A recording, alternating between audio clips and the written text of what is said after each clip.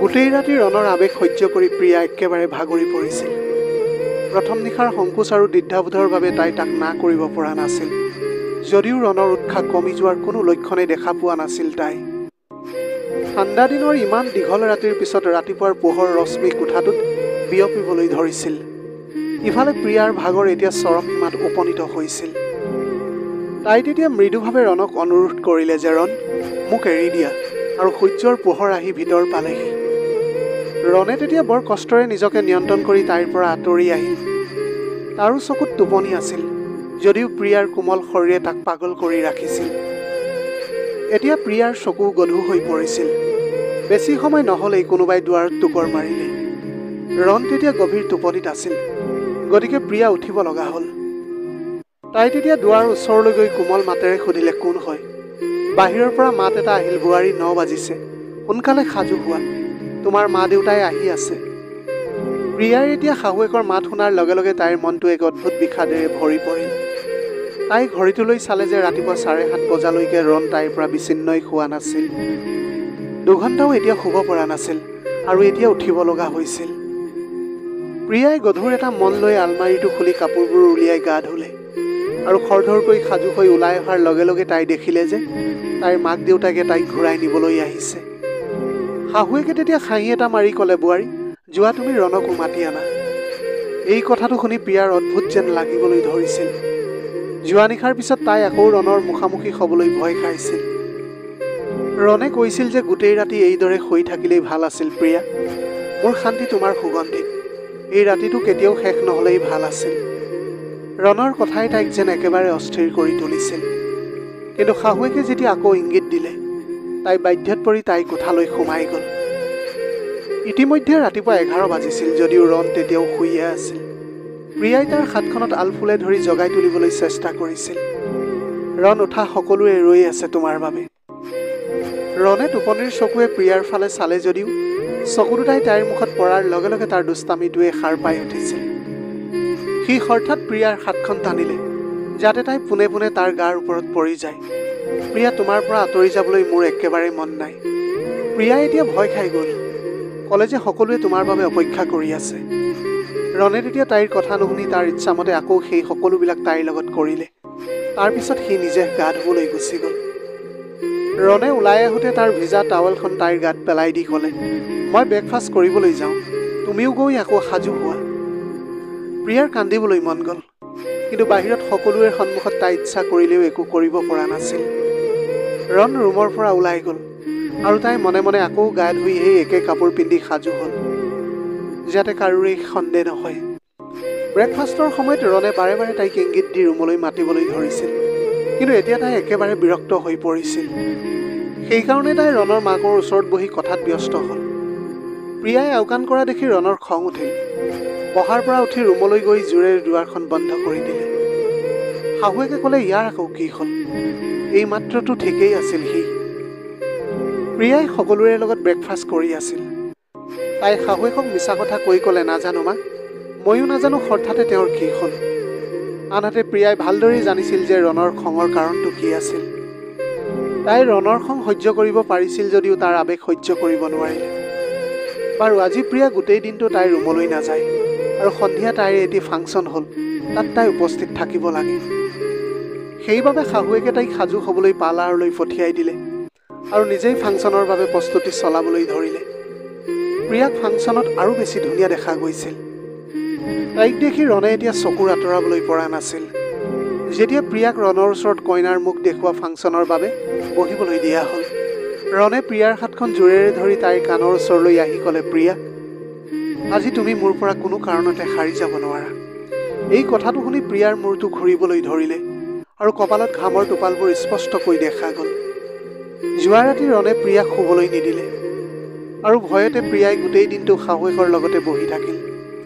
তাৰ পিছত ফাংচন শেষ হোৱাৰ লগে লগে প্ৰিয়াৰ পৰিয়ালে তাইক লগত লৈ যাবলৈ ওলাইছিল। গতিকে প্ৰিয়াৰ শাহুৱেকে সিহঁতক অনুষ্ঠানৰ বাবে ৰখাই দিছিল। অৱশ্যে প্ৰিয়াৰ পৰিয়ালৰ পৰম্পৰা অনুসৰি বিয়াৰ পিছদিনা ৰাতিপুৱা জীয়েকক মাকৰ ঘৰলৈ কিবা নিয়ম কৰিবলৈ মাক দেউতাকে লৈ যায়, আৰু সেইবাবেই প্ৰিয়াৰ মাক দেউতাকে ৰাতিপুৱাই প্ৰিয়াক নিবলৈ আহিছিল। কিন্তু প্ৰিয়াৰ শাহুৱেকে সন্ধিয়া কইনাৰ মুখ দেখুওৱা অনুষ্ঠান আয়োজন কৰা বুলি ক'লে। সিহঁতে অনুষ্ঠানৰ আয়োজন হোৱাত প্ৰিয়াক নিনিয়াকৈ ঘূৰি যাবলৈ ধৰিলে যদিও প্ৰিয়াৰ শাহুৱেকে এনেকৈ যোৱাটো ভাল নহ'ব বুলি কৈ তেওঁলোকক বাধা দিলে। আপোনালোক সকলোৱে ফাংচনলৈ অপেক্ষা কৰক আৰু তাৰপিছত ফাংচন শেষ হোৱাৰ লগে লগে প্ৰিয়াক লগত লৈ যাওক। কিন্তু এতিয়া প্ৰিয়াৰ ইমানেই টোপনি ধৰিছিল যে তাইৰ আজিও ৰণৰ লগত সাৰ পাই থাকি তাৰ ইচ্ছা পূৰণ কৰিবলৈ নোৱাৰে। ফাংচন শেষ হোৱাৰ লগে লগে প্ৰিয়াৰ মাক দেউতাকে প্ৰিয়াক লগত লৈ যাবলৈ অনুমতি বিচাৰি ক'লে যে আপুনি পিছদিনা প্ৰিয়াক লৈ আহিবলৈ পাৰিব। অৱশ্যে এই কথা কোৱাৰ লগে লগে প্ৰিয়াৰ শাহুৱেকে প্ৰিয়াৰ কপালত চুমা এটা খালে। এতিয়া ঘৰৰ কোনেও এই কথাত আপত্তি কৰা নাছিল যদিও প্ৰিয়াৰ বিদায়ৰ কথা শুনাৰ পিছত ৰণৰ জ্ঞান হেৰাই যোৱা যেন লাগিছিল। ৰনে তেতিয়া ক'লে যে নাই নাই, আমাৰ ইয়াত এনে কোনো নিয়ম নাই যে বিয়াৰ দ্বিতীয় দিনাই জীয়েকক মাক দেউতাকৰ ঘৰলৈ লৈ যায়। তেতিয়া মাকে ৰণৰ কান্ধত লাহেকৈ হাতখন থৈ ক'লে যে ৰণ, ডাঙৰক এনেকৈ উত্তৰ নিদিয়ে। আৰু তাৰপিছত ৰণৰ মাকে খাই প্ৰিয়াৰ মাক দেউতাকক ক'লে যে ৰণৰ কথাত আপোনালোকে একেবাৰে বেয়া নাপাব। আজিকালি ল'ৰা ছোৱালীবিলাকে কিবা এটা কথা ক'বলৈ অলপো লাজ নকৰে। প্ৰিয়াও চাগে মাক দেউতাকৰ লগত ঘৰলৈ গৈ টোপনি সম্পূৰ্ণ কৰিবলৈ বিচাৰিছিল, কাৰণ মূৰৰ বিষৰ বাবে মূৰটো তাইৰ ফাটি যোৱা যেন লাগিছিল। প্ৰিয়াই মূৰটো ওপৰলৈ তুলি ৰণৰ ফালে চালে আৰু তাৰপিছত লগে লগে তাৰ পৰা চকু আঁতৰাই দিলে, কাৰণ ৰনে যিদৰে প্ৰিয়ালৈ চাই আছিল সি চকুৰ ইংগিতেৰে ক'বলৈ চেষ্টা কৰিছিল যে প্ৰিয়া, তুমি নিজেই মানা কৰা উচিত আছিল, যে তুমি তোমাৰ মা দেউতাক ক'ব লাগিছিল যে তোমাৰ ঘৰলৈ যাবলৈ মন নাই। কিন্তু তাৰপিছত প্ৰিয়াই ৰণৰ ফালেও নোচোৱাকৈ মাক দেউতাকৰ লগত মনে মনে মাক দেউতাকৰ ঘৰলৈ আহিল। প্ৰিয়া মাক দেউতাকৰ ঘৰ পোৱাৰ লগে লগে তাই কাপোৰ সলাই শুবলৈ বিচনাত পৰিল। ঠিক তেনে সময়তে সেই মুহূৰ্ততে ৰণৰ ফোন আহিবলৈ ধৰিলে। যেতিয়া প্ৰিয়াই ফোনটো তুলি কাণত ল'লে, ৰনে ক'বলৈ ধৰিলে, প্ৰিয়া, তোমাৰ পৰিয়ালত এইটো কেনেকুৱা পৰম্পৰা, এনেকুৱা কাম কৰে নেকি মানুহে? তেতিয়া প্ৰিয়াই ক'লে, ৰণ, এইটো এটা ৰীতি আৰু প্ৰতিজন পিতৃ মাতৃয়ে বিয়াৰ পিছত এই ৰীতি নীতি কৰে। তেতিয়া ৰনে ক'লে, মই নামানো এনে ৰীতি নীতি, মই এতিয়াই তোমাক নিবলৈ আহি আছোঁ আৰু তুমিও মোৰ লগত মনে মনে ঘৰলৈ উভতি আহিবা। সেইটো সময়ত ৰণৰ বহুত খং উঠিছিল আৰু সেইবাবে সি প্ৰিয়াক এই কথা অতি কঠোৰ শব্দৰে ক'লে। তেতিয়া প্ৰিয়াই ক'বলৈ ধৰিলে, ৰণ, তুমি মোৰ কথাবিলাক বুজিবলৈ চেষ্টা কৰা, মই মোৰ মা দেউতাক কি অজুহাত দেখুৱাম? ৰনে তেতিয়া ক'লে, চোৱা প্ৰিয়া, মই এই সকলোবোৰ একোৱেই নাজানো, তুমি কি অজুহাত দেখুওৱা, কিন্তু তুমি মোৰ লগত এতিয়াই আৰু এই মুহূৰ্তত ঘৰলৈ আহিবা। আৰু তাৰপিছত ৰনে প্ৰিয়াক ক'লে, প্ৰিয়া, তুমিতো এতিয়াও কাপোৰ সলনি কৰাই নাই। তাৰপিছত প্ৰিয়াই ক'লে, ৰণ, মই মোৰ কাপোৰ সলনি কৰিলোঁ আৰু এতিয়া মই শুবলৈ গৈ আছিলোঁ। প্ৰিয়াই ৰণক বুজাবলৈ বহুত চেষ্টা কৰিলে, কিন্তু ৰণ আকুৰগুজ, প্ৰিয়াৰ একো কথা শুনিবলৈ মান্তি নহ'ল আৰু প্ৰিয়াক নিবলৈ আহিল। এতিয়া প্ৰিয়াই মাক দেউতাকক কি ক'ব, এইবিলাক কথা ভাবি তাই একেবাৰে চিন্তাত পৰিছিল। প্ৰথমে প্ৰিয়াই মাকক বিশ্বাসত লৈ ক'লে, মা, ৰণৰ স্বাস্থ্যটো ভাল নহয়, গতিকে ঘৰলৈ উভতি যাব লাগিব, মই আৰু কিছুদিনৰ পাছত থাকিবলৈ আহিম। প্ৰিয়াৰ মাকো এতিয়া এই বিষয়ত বিশেষ আপত্তি কৰা নাছিল আৰু এইটো সময়ত জোঁৱাইৰ স্বাস্থ্যৰ যত্ন লোৱাটোৱেই বেছি গুৰুত্বপূৰ্ণ আছিল। প্ৰিয়াই তাইৰ সকলো বস্তু পেক কৰি বেগত ভৰাই ল'লে আৰু তাৰ পিছতে ৰনে মেইন গেট পাওঁতে প্ৰিয়াক মাতি ক'লে, প্ৰিয়া, তুমি ওলাই আহা, মই ভিতৰলৈ নাযাওঁ। গতিকে প্ৰিয়াই তাইৰ সকলো লাগেজ লৈ তাই ওলাই আহিল। এতিয়া প্ৰিয়াই বেগটো পিছৰ চিটত ৰাখি ৰণৰ কাষৰ চিটতে বহিলি। তাৰপিছত ৰনে প্ৰিয়াক ক'লে, প্ৰিয়া, মই তোমাক সাজু হ'বলৈ কৈছিলোঁ, তেন্তে তুমি কিয় সাজু নহ'লা? মোৰ এতিয়া এনে লাগে যেন মোৰ কথাবিলাকে তোমাৰ ওপৰত কোনো প্ৰভাৱ নপৰে।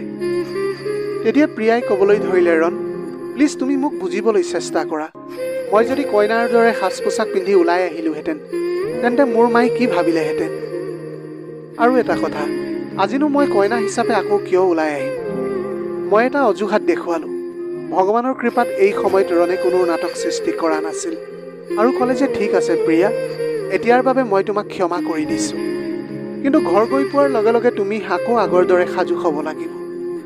দুয়োজনেই ঘৰ পোৱাৰ সময়লৈকে ৰণৰ মাক শুই গৈছিল, যদিও তাৰ পিছত প্ৰিয়াৰ তাইৰ কোঠাত সোমোৱাৰ লগে লগে ৰনে আকৌ ক'বলৈ ধৰিলে, আহা প্ৰিয়া, এতিয়া তুমি সোনকালে সাজু হোৱা। তাৰপিছত প্ৰিয়াই আকৌ মুখখন মেকআপ কৰি ঠিক তেনেকৈ সাজু হ'ল। আজি তাইও গহনা পিন্ধিলে আৰু তাৰপিছত প্ৰিয়াই যেতিয়া তাইৰ দুপট্টাখন মূৰত লগাবলৈ চেষ্টা কৰিলে তেতিয়া লগে লগে ৰণ তাইৰ ওচৰলৈ আহিল। এতিয়া ৰনে প্ৰিয়াৰ ডিঙিত উট দুটা থৈ আকৌ প্ৰিয়াৰ লগত যি মন যায় তাকে কৰিবলৈ ধৰিলে। প্ৰিয়া এতিয়া দুদিনমান ধৰি একেবাৰে ভাগৰি পৰিছিল আৰু তাইৰ চকু দুটাত টোপনি আহিবলৈ ধৰিলে। কিন্তু এই সকলোবোৰ দেখি ৰণ বৰ সুখী হৈ পৰিছিল। তাৰপিছত ৰাতি 2মান বজাত প্ৰিয়াৰ চকুৰ পৰা চকুলো বৈ আহিবলৈ ধৰিছিল। কিন্তু তাৰ বিপৰীতে ৰণে যি ইচ্ছা তাকেই কৰিবলৈ ধৰিছিল। অৱশেষত প্ৰিয়াই ৰণৰ সন্মুখত হাতযোৰ কৰি ক'লে, প্লিজ ৰণ, প্লিজ এতিয়া মোক অলপ ৰেষ্ট দিয়া, মোৰ অলপ শুবলৈ মন গৈছে। কিন্তু এতিয়া ৰণে প্ৰিয়াৰ কোনো কথা শুনিবলৈ সাজু হোৱা নাছিল। আজিও এনেকৈ গোটেই ৰাতিটো প্ৰিয়াই সাৰ পাই কটাইছিল। প্ৰিয়াৰ এতিয়া বৰ বেছি পেটৰ তলৰ অংশত বিষ হোৱাৰ বাবে কান্দি আছিল আৰু বিষটো ইমানেই বেছি আছিল যে তাই সহ্য কৰিব নোৱাৰিলে। আৰু তাৰপিছত যেতিয়া প্ৰিয়াৰ বাবে বিষটো অসহ্যকৰ হৈ পৰিল, তেতিয়া তাই গভীৰ টোপনিত শুই থকা ৰণক জগাবলৈ ধৰিলে। ৰণে হঠাৎ সাৰ পাই উঠি প্ৰিয়াক বিষত ভুগি থকা দেখি সিও ভয় খাই ক'লে, প্ৰিয়া, তোমাৰ কি হৈছে, তুমি কিয় কান্দি আছা? তাৰপিছত প্ৰিয়াই ক'লে যে ৰণ, প্লিজ কিবা এটা কৰা, মোৰ বহুত কষ্ট হৈছে আৰু এতিয়া মই সহ্য কৰিব পৰা নাই। ৰণে তেতিয়া দেখিলে যে প্ৰিয়া 2খন হাত তাইৰ তলপেটত ধৰি আছে। ৰণে এতিয়া এইবিলাক দেখি ভয় খাবলৈ ধৰিছিল। সি তেতিয়া ক'লে যে ৰবা প্ৰিয়া, মই এতিয়াই মাক মাতি আনিম। এই কথা কৈ সি তাৰ শ্বাৰ্টটো পিন্ধিলে, বুটাম মাৰি আৰু হাতেৰে চুলিখিনি ঠিক কৰি কোঠাটোৰ পৰা ওলাই গ'ল। কিছু সময়ৰ পাছত ৰণৰ মাকে আতংকিত হৈ কোঠাটোৰ ভিতৰলৈ আহি দেখে যে প্ৰিয়াই বহুত কষ্ট ভোগ কৰি আছে। ৰণৰ মাকে নিজে বুজিব পৰা নাছিল। মাকে এতিয়া সোনকালে গাড়ীখন উলিয়াই প্ৰিয়াক হস্পিটেললৈ বুলি লৈ গ'ল। হস্পিটেল গৈ পোৱাৰ পিছত লেডি ডাক্তৰগৰাকীয়ে ৰণৰ মাকক কঠোৰ ভাষাৰে গালি পাৰিলে। আপোনাৰ ল'ৰাটোৱে নিজৰ পত্নীৰ লগত কি কৰি আছে জানেনে আপুনি? সি একেবাৰে সচেতন নহয় নেকি? আৰু তাৰপিছত ডাক্তৰে প্ৰিয়াৰ শাহুৱেকক ক'লে যে প্ৰিয়াৰ আভ্যন্তৰীণ অংশত আঘাত পাইছে, গতিকে আপোনাৰ ল'ৰাক কওক যে তেওঁ পত্নীৰ পৰা কেইদিনমান আঁতৰি থাকিব লাগে। মাকেও ডাক্তৰৰ কথাটো শুনি বহুত লাজ পাইছিল আৰু তাৰপিছত প্ৰিয়াক লগত লৈ ক্লিনিকৰ পৰা ঘৰলৈ বুলি ওলাই আহিলে। বাহিৰলৈ ওলাই আহি দেখিলে যে ৰণ বাহিৰত গাড়ীৰ ওচৰতে থিয় হৈ আছিল। তেতিয়া মাকক সুধিলে যে মা, প্ৰিয়াৰ কি হৈছে? তাৰপিছত ক'লে যে তুমি অতি নিৰ্লজ্জ, তুমি জনা উচিত আছিল, আজি তুমি মোক বহুত লজ্জিত কৰিলা। ৰণে হয়তো কিবা এটা বুজি পাইছিল, সেইবাবেই সি মাকৰ পৰা চকু আঁতৰাবলৈ চেষ্টা কৰিলে। কিন্তু তাৰপিছত প্ৰিয়া গাড়ীত বহাৰ লগে লগে 2 দিন ধৰি ভালকৈ টোপনি আহিব নোৱাৰাৰ বাবে তাই চকু মুদিলে। ডাক্তৰে এতিয়া প্ৰিয়াক বেজি দিছিল আৰু লগতে কিছু ঔষধ দিছিল যাতে তাইৰ বিষৰ পৰা কিছু সকাহ পায়। তাৰপিছত মাকে ক'বলৈ ধৰিলে, ৰণ, গাড়ীখন প্ৰিয়াৰ মাক দেউতাকৰ ঘৰৰ ফালে লৈ যোৱা। তেতিয়া ৰণে ক'লে, কিন্তু কিয় মা? তেতিয়া মাকে ক'বলৈ ধৰিলে যে কাৰণ প্ৰিয়া এতিয়া মাকৰ ঘৰত থাকিব আৰু তাতে তাই কিছুদিন জিৰণি ল'ব। তেতিয়া ৰণে ক'লে যে মা, প্ৰিয়াইতো আমাৰ ঘৰতো জিৰণি ল'বলৈ পাৰিব। তেতিয়া মাকে ক'লে যে তুমি মগজুটো তোমাৰ বেছি ব্যৱহাৰ নকৰিবা। প্ৰিয়াই তাই শাহুৱেকক মনতে ধন্যবাদ দিলে। মাকে প্ৰিয়াক এতিয়া মাকৰ ঘৰত নমাই দিছিল। প্ৰিয়াৰ মাকক ক'লে যে ৰণৰ অসুস্থতাৰ বাবে প্ৰিয়া আপোনাৰ লগত থাকিবলৈ পৰা নাছিল, সেয়েহে এতিয়া 8 দিনমান আপোনাৰ লগতে থাকিব। এই কথাটো শুনি প্ৰিয়াৰ মাক বহুত সুখী হৈ পৰিছিল। কিন্তু এইখিনি সময়ত ছোৱালীজনীৰ মুখত বেদনাৰ অনুভৱবোৰ স্পষ্টকৈ দেখা গৈছিল, যদিও প্ৰিয়াই মাকক একো নক'লে। কাৰণ ৰণৰ মাকে তাইক হাতযোৰ কৰি অনুৰোধ কৰিছিল যে তাইৰ পৰিয়ালৰ লোকক এই বিষয়ে একো নকয় যে। ৰণৰ মাকে প্ৰিয়াৰ মূৰত হাত ধৰি প্ৰিয়াক সান্তনা দি ক'লে, প্ৰিয়া, মই ৰণক বুজাই দিম যে সি ভৱিষ্যতে তোমাৰ লগত কেতিয়াও এনেকুৱা আচৰণ নকৰে। এতিয়া প্ৰিয়াই 2 দিন ভালকৈ ঘৰত আৰাম কৰিছিল। তাৰ 2 দিন পিছতে ৰণে প্ৰিয়ালৈ ফোন কৰিলে আৰু প্ৰিয়াই ফোনটো তুলি লোৱাৰ লগে লগে ৰণে ক'বলৈ ধৰিলে, বাহ প্ৰিয়া, তুমি মোৰ পৰা আঁতৰি থাকিবলৈ ভাল অজুহাত দেখুৱাইছা ন? তোমাৰ কি হৈছে যে তুমি তোমাৰ ঘৰলৈ যাব লাগিছিল? সকলো গিৰিয়েকে ঘৈণীয়েকৰ লগত একেবিলাক কামেই কৰে, কিন্তু পত্নীয়ে এনেকৈ কান্দি নাথাকে। অলপ সহ্য কৰিবলৈ শিকিব লাগিব আৰু ইমান সৰু সৰু কথাবোৰত হুলস্থুল নকৰিবা কেতিয়াও। মই নাজানো তুমি সেই মহিলা ডাক্তৰজনীৰ লগত কি কথা পাতিলা আৰু তাৰপিছত ডাক্তৰে মাক কৈছিল যে মোক নুসুধাকৈ মায়ে তোমাক মোৰ পৰা 8 দিন একেৰাহে আঁতৰাই ৰাখিছিল। মই এতিয়া তোমাৰ অবিহনে 8 দিন অকলে কটাব নোৱাৰো, কাৰণ মই বিচনাত অকলে ৰাতি কটাবলৈ এতিয়া বৰ অশান্তি পাইছোঁ। প্ৰিয়াই ক'লে যে তাই বিচনাত ৰাতি কটাবলৈ বিয়া হোৱা নাই। ৰণ, তুমি এতিয়া বুজি পাইছানে মই কিমান কষ্টৰ মাজেৰে দিনবিলাক পাৰ কৰিছোঁ? তুমি জানানে? ৰণে ক'লে যে তোমাৰ আজে বাজে কথাবিলাক শুনিবলৈ মোৰ একেবাৰে সময় নাই। মই এতিয়া তোমাক নেপাই একেবাৰে পাগল হৈ পৰিছোঁ আৰু ৰাতিও ভালকৈ শুবলৈ পৰা নাই, কাৰণ বিচনাত তোমাক লাগে, চোৱা প্ৰিয়া, মই শেষবাৰৰ বাবে কৈছোঁ যে তুমি যিকোনো অজুহাত দেখুৱাই ঘৰলৈ উভতি আহা। এতিয়া প্ৰিয়াৰ হাতত ৰণৰ জেদৰ কোনো সমাধান নাছিল, কাৰণ প্ৰিয়া ইতিমধ্যে তাইৰ বিষৰ সৈতে যুঁজি আছিল আৰু দুদিন পিছত তাইৰ বিষ অলপ কমি আহিবলৈ ধৰিছিল। কিন্তু এতিয়া ৰণে তাইক মানসিকভাৱে অশান্তি দিছিল। সেয়েহে প্ৰিয়াই ভাবিছিল যে এতিয়া তাই ৰণৰ ফোনটো একেবাৰে নুঠায় আৰু কিবা অজুহাত এটা দেখুৱাব। গতিকে তাই এতিয়া ৰণৰ ফোনটো একেবাৰে উঠোৱা নাছিল। তাই যেতিয়া উঠাই কিবা এটা অজুহাত দেখুৱাই ক'লে যে তাই এতিয়া ব্যস্ত আৰু 8 দিন এনেকৈ পাৰ হৈ যোৱাৰ পিছত ফোন কৰিবা তুমি মোলৈ। সম্পূৰ্ণ 8 দিনৰ পিছত মাকে নিজেই প্ৰিয়াক নিজৰ ঘৰখনলৈ লৈ আহিল। প্ৰিয়াক দেখাৰ পিছতো ৰণে খঙতে মুখখন ঘূৰাই দিছিল আৰু মনে মনে খাদ্যৰ টেবুলত খাদ্য খাই আছিল। এতিয়া খাদ্যখিনি খোৱাৰ পিছত সোনকালেই ৰণে নিজৰ কোঠালৈ বুলি গুচি গ'ল। ৰণে এতিয়া অনুভৱ কৰিছিল যে প্ৰিয়াও সোনকালেই ৰুমলৈ আহি তাক পতিয়ন নিয়াবলৈ চেষ্টা কৰিব। কিন্তু প্ৰিয়া খোৱাৰ পিছত আজৰি হোৱাৰ লগে লগে ৰণৰ মাকে প্ৰিয়াক নিজৰ কোঠালৈ মাতি নিলে। মোৰ ল'ৰাৰ আচৰণত মই বৰ লজ্জিত হৈ পৰিছোঁ, কিন্তু তুমিও মোক সকলো কথা কোৱা উচিত আছিল। তেতিয়া প্ৰিয়াই ক'বলৈ ধৰিলে, মা, মই নিজেও এইবোৰ কথা বেছিকৈ জনা নাছিলোঁ, কিন্তু তথাপিও ৰণক বুজাবলৈ মই বহুত চেষ্টা কৰিছিলোঁ। তেওঁ মোৰ একো কথাই নুশুনিলে। তেতিয়া মাকে ক'বলৈ ধৰিলে, প্ৰিয়া, এতিয়া তুমি একেবাৰে চিন্তা নকৰিবা, কাৰণ মই ৰণক ভালদৰে সকলো বুজাই দিছোঁ, যাতে ভৱিষ্যতে সি তোমাৰ লগত এনেকুৱা বেয়া আচৰণ নকৰে। এতিয়া মাকে প্ৰিয়াক ক'লে যে তুমি অলপ দেৰিকৈ তোমাৰ ৰুমলৈ যাবা। তেতিয়া প্ৰিয়াই ক'লে যে ঠিক আছে, আপুনি কোৱাৰ দৰেই মই কৰিম। আৰু তাৰ পিছত প্ৰিয়া কিছু সময় শাহুৰৰ ৰুমতে থাকিল। ৰণে এতিয়া নিজৰ কোঠাত বহি প্ৰিয়ালৈ অপেক্ষা কৰি খঙত অগ্নিশৰ্মা হৈ আছিল। আৰু তাৰ পিছত ৰাতি 11 বজাত প্ৰিয়া নিজৰ ৰুমলৈ আহি দেখিলে যে ৰণে নিজৰ লেপটপত কিবা কৰি আছিল। প্ৰিয়াই কোঠাটোত সোমোৱাৰ লগে লগে ৰণে প্ৰিয়াক ক'লে দুৱাৰখন বন্ধ কৰি তলা মাৰি দিয়া। আজি ৰণৰ বৰ খং উঠিছিল, যিটো দেখি প্ৰিয়া বৰ অস্থিৰ হৈ পৰিছিল। প্ৰিয়াই এতিয়া খুব ভয় খাইছিল। মনে মনে দুৱাৰখন বন্ধ কৰি তলা মাৰি লাহে লাহে বিচনাৰ ওচৰলৈ আহিল। ৰণে তেতিয়া বৰ খঙেৰে লেপটপটো বন্ধ কৰি ছাইডত থৈ ক'লে যে প্ৰিয়া, তুমি নিজকে কি ভাবা আৰু তোমাৰ চকুত মোৰ গুৰুত্ব কি? তাৰ পিছত প্ৰিয়াই ক'লে, ৰণ, তুমি মোৰ স্বামী আৰু মই তোমাক বহুত সন্মান কৰোঁ, কিন্তু তুমি মোৰ কিছু যত্ন লোৱা উচিত আছিল। তুমি একমাত্ৰ ছোৱালী নহয় যাৰ লগত এই সকলোবোৰ ঘটি আহিছে। সকলো স্বামীয়ে নিজৰ পত্নীৰ লগত এনেকৈয়ে থাকে, কিন্তু তেওঁলোকে তোমাৰ দৰে হুলস্থুলৰ সৃষ্টি নকৰে। এই বুলি কৈ ৰণে আঁঠুৱাখন ঠিক কৰি সিফালৰ ফালে মুখখন কৰি শুই থাকিল। তাৰ এই মনোভাৱ দেখি প্ৰিয়াৰ দুচকুত চকুলো ওলাই আহিবলৈ ধৰিছিল, যিটো প্ৰিয়াই নিজৰ ভিতৰতে ক'ৰবাত লুকুৱাই ৰাখিলে। প্ৰিয়াই এতিয়া ৰণৰ বাহুত হাতখন থৈছিল। তেতিয়া ৰণে প্ৰিয়াৰ ফালে ঘূৰি চাই ক'লে, প্ৰিয়া, সঁচাকৈ তোমাৰ বাবে মোৰ গুৰুত্ব আছেনে?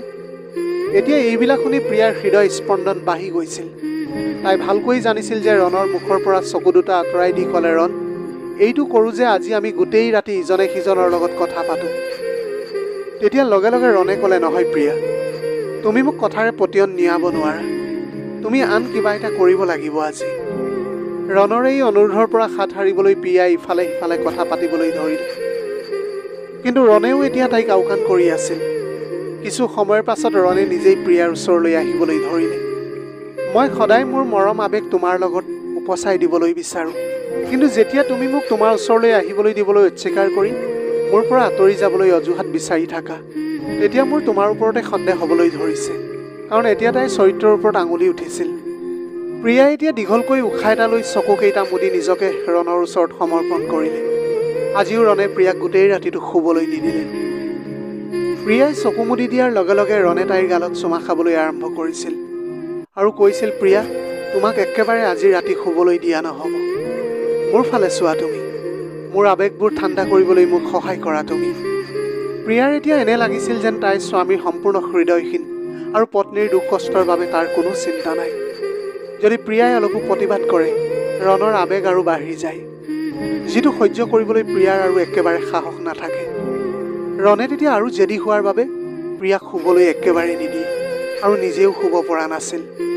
মই ভাবিছিলোঁ সময়ৰ লগে লগে নিশ্চয় ৰণে সলনি হ'ব, কিন্তু এয়া মাথো মোৰ ভুল ধাৰণা আছিল। এমাহৰ পাছত প্ৰিয়াৰ স্বাস্থ্য বৰ বেয়া হ'বলৈ ধৰিলে। প্ৰিয়াৰ শাহুৱেকে যেতিয়া তাইক লেডি ডাক্তৰৰ ওচৰলৈ লৈ গ'ল, তেতিয়া ডাক্তৰে প্ৰিয়াক গৰ্ভৱতী হোৱাৰ ভাল খবৰটো দিলে। লগতে এইটোও ক'লে যে এইকেইদিন যদি প্ৰিয়াৰ গিৰিয়েকে তাইৰ লগত বেয়া কাম কৰে তেন্তে তাইৰ গৰ্ভপাত হ'ব পাৰে, কাৰণ প্ৰিয়াৰ শৰীৰটো ইতিমধ্যে বহুত দুৰ্বল হৈ পৰিছে। কিন্তু ৰণৰ এইবিলাক কথা গম পাই খং উঠি গ'ল। তেতিয়া সি ক'লে যে বৰ্তমান মোৰ এনে কোনো পৰিকল্পনা নাই, কাইলৈ মই নিজে তোমাক নি গৰ্ভপাত কৰাই দিম, কাৰণ এইটো মুহূৰ্তত মোক কেৱল তোমাৰহে প্ৰয়োজন। প্ৰতিজন ব্যক্তিয়ে নিজৰ সন্তানক ভাল পায়। যেতিয়া এজন পুৰুষে গম পায় যে তেওঁ পিতৃক হ'বলৈ ওলাইছে তেতিয়া তেওঁৰ চিন্তাধাৰাবিলাকো সলনি হয়। কিন্তু ৰণৰ চিন্তা শুনি প্ৰিয়াই কি কৰিব আৰু কি নকৰিব সেইটো সিদ্ধান্ত ল'ব পৰা নাছিল। প্ৰিয়াই তেতিয়া ক'লে যে ৰণ, তুমি কেনেকুৱা কথা ক'বলৈ ধৰিছা? মোৰ জীৱনত কি সকলোবিলাক তোমাৰ ইচ্ছামতেই হ'ব নেকি? ডাক্তৰে স্পষ্ট শব্দৰে কৈছে যে এই শিশুটোৰ কিবা হ'লে মই আৰু কেতিয়াও মাতৃ হ'ব নোৱাৰিম। প্লিজ ৰণ, কথাবিলাক তুমি এতিয়া বুজিবলৈ চেষ্টা কৰা। কিন্তু ৰণে এতিয়া প্ৰিয়াক এনেদৰে আওকাণ কৰি আছিল যেন প্ৰিয়া তেওঁৰ কাষতেই নাছিল। ইয়াৰ পিছতো প্ৰিয়াই নিজকে সুখী কৰি ৰাখিছিল কেৱল সন্তানৰ স্বাৰ্থত। ৰাতি পাকঘৰৰ কাম শেষ কৰি প্ৰিয়াই নিজৰ আৰু ৰণৰ বাবে গাখীৰ গৰম কৰি ৰুমলৈ লৈ আহিছিল। প্ৰিয়াই কোঠাটোত সোমাইছিল যদিও গাখীৰ লৈ বিচনাখন পোৱাৰ আগতেই ৰণে খঙেৰে তাইৰ বাহুত ইমান জোৰেৰে জোকাৰিলে যে গোটেই গৰম গাখীৰখিনি তাইৰ হাততে পৰিল। প্ৰিয়াই তেতিয়া চিঞৰি উঠাৰ আগতেই ৰণে তাইৰ মুখত হাত থৈ ক'লে, সাৱধান প্ৰিয়া, যদি তোমাৰ মুখৰ পৰা এটা শব্দ ওলাই যায়। প্ৰিয়াই নিজকে মুক্ত কৰিবলৈ চেষ্টা কৰি বিষ আৰু বিৰক্তিত চিঞৰি আছিল। প্ৰিয়াৰ পেটত তীব্ৰ বিষ হৈছিল। বিষৰ বাবে তাইৰ মুখৰ পৰা এটা ডাঙৰ চিঞৰ ওলাই আহিল। প্ৰিয়াৰ চিঞৰ শুনি গভীৰ টোপনিত থকা প্ৰিয়াৰ শাহুৱেকে বোৱাৰীয়েকক মাতিবলৈ ধৰিলে। ৰণে তেতিয়া প্ৰিয়াৰ মুখত হেঁচা মাৰি ধৰি ক'লে, সাৱধান প্ৰিয়া, মাৰ আগত একো কথাই নক'বা। ঠিক তেনে সময়তে মাকে কোঠাটোত সোমাই সুধিলে যে কি হ'ল প্ৰিয়া? প্ৰিয়াই পেটত ধৰি নিজকে নিয়ন্ত্ৰণ কৰিবলৈ চেষ্টা কৰি আছিল যাতে ৰণে আকৌ অভিযোগ কৰাৰ কোনো সুযোগ নিদিয়ে। প্ৰিয়াই এতিয়া এটা গধুৰ মাতেৰে ক'বলৈ ধৰিলে, নহয় মা, মই সম্পূৰ্ণৰূপে ভালেই আছোঁ। আপুনি গৈ শুই থাকক আৰু অযথা ইমানবিলাক টেনশ্যন নল'ব। মোৰ মাথো মূৰটো অলপ ঘূৰাইছিল, সেইবাবে গাখীৰ গিলাচটো মোৰ হাতৰ পৰা পৰি গৈছিল। কিন্তু এতিয়া ৰণে মলমটো লগাই দিব, মই সম্পূৰ্ণৰূপে ভাল হৈ যাম। প্ৰিয়াই শাহুৱেকক বিশ্বাস কৰালে যে তাইৰ একো হোৱা নাই। সেইবাবে তাই কোনো চিন্তা নকৰাকৈয়ে নিজৰ কোঠালৈ গুচি গ'ল। প্ৰিয়াৰ শাহুৱেক ৰুমৰ পৰা ওলাই যোৱাৰ লগে লগে প্ৰিয়াই নিজৰ চকুলো নিয়ন্ত্ৰণ কৰিবলৈ নোৱাৰি কান্দিবলৈ ধৰিছিল আৰু ক'লে যে ৰণ, মোৰ বহুত কষ্ট হৈছে, প্লিজ মোক তুমি হস্পিটেললৈ লৈ যোৱা। অৱশেষত প্ৰিয়াক হস্পিটেললৈ লৈ যোৱা হ'ল। হস্পিটেলত প্ৰিয়াই খুব ধুনীয়া এটা সন্তানৰ জন্ম দিলে। এতিয়া এনেকৈ সময়ৰ লগে লগে ৰণো সলনি হ'বলৈ ধৰিছিল। এতিয়া ৰণে নিজৰ মৰমৰ ল'ৰাটোক দেখি নিজৰ মৰম ধৰি ৰাখিবলৈ পৰা নাছিল। সেইবাবে সি এতিয়া নিজৰে সন্তানটোক আঁকোৱালি ল'বলৈ ধৰিছিল। প্ৰিয় দৰ্শক, এয়াই আছিল আজিৰ কাহিনীৰ ভাগ। আজিৰ ভিডিঅ'টি কেনেকুৱা লাগিলে জনাব। যদি ভাল লাগিল তেনেহ'লে লগৰ বন্ধু বান্ধৱীসকলৰ মাজত শ্বেয়াৰ কৰিবলৈ নাপাহৰিব। আপোনালোকৰ গোটেই জীৱনটো হাঁহিৰে উপচি পৰক। পাৰিলে দুখীয়াজনক অলপ সহায় কৰিবলৈ চেষ্টা কৰিব। আপোনালোকৰ অকণমান সঁহাৰিয়ে যদি কোনোবা এজন দুখীয়াৰ জীৱনটো সলনি কৰিবলৈ পাৰে, তাতকৈ পুণ্যৰ কাম আৰু এই পৃথিৱীত একোৱেই হ'ব নোৱাৰে। Have a nice day.